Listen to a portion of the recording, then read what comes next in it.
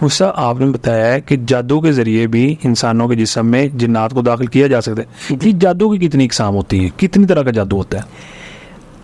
جادو جو ہے یہ زمینی بھی ہوتا ہے، فضائی بھی ہوتا ہے، ہوائی بھی ہوتا ہے، کھلانے پلانے کے ذریعے بھی ہو سکتا ہے. نہیں، کہا جاتا ہے نا یہ کالا جادو کروا دیا، یہ کچھ سفید یا نوری قسم کا علم بھی ہوتا ہے کہ اس طرح کی تقسیم بھی ہوتی ہے؟ دیکھیں، جادو جو ہے نا، دین اسلام کے اندر جادو کرنا اور کروانا بالکل حرام ہے. دوسری طرف اگر یہ کہا جائے کہ جادو جو ہے اس کا اثر یقینی ہے، ہوتا ہے، تو یہ بالکل حقیقت ہے، اس کا انکار نہیں کیا جا سکتا. لیکن مسلمان کو روکا گیا ہے کہ وہ اس کے قریب نہ جائے، اور اس کی بڑی سخت سزا ہے.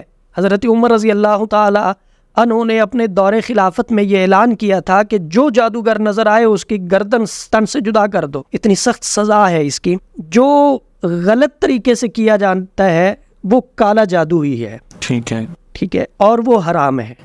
دوسری بات آپ نے کی ہے نوری علم کی، جو قرآن و سنت کی روشنی میں علاج کے لیے کیا جائے یا اپنی ضرورت کے لیے کیا جائے، اسے نوری کہا جاتا ہے. ٹھیک ہے، جس میں کوئی شرک کا شائبہ نہ ہو، کوئی کفریہ کلمات نہ ہو، کوئی کفریہ عمل نہ ہو، قرآن و سنت کی روشنی میں ہو، مسنون دعاؤں سے ہو، قرآنی آیات سے ہو، وہ نوری علم ہے.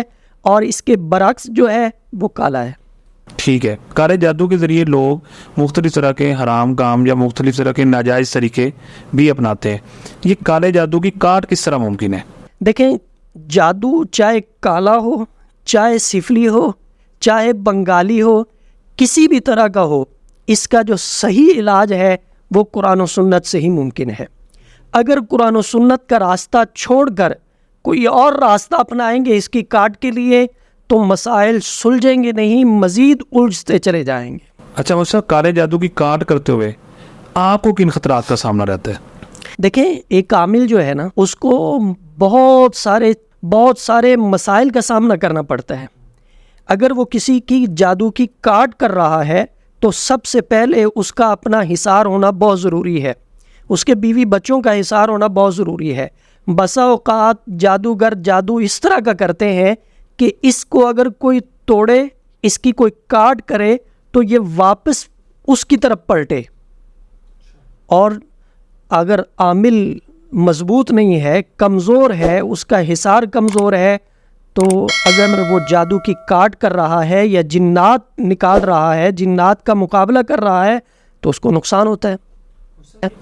سر، یہ عامل کس طرح بن جاتا ہے؟ عملیات ایک فن ہے، جس طرح ڈاکٹری ایک فن ہے، طب ایک فن ہے، اور وکالت ایک فن ہے، اسی طرح عامل ہونا بھی ایک فن ہے.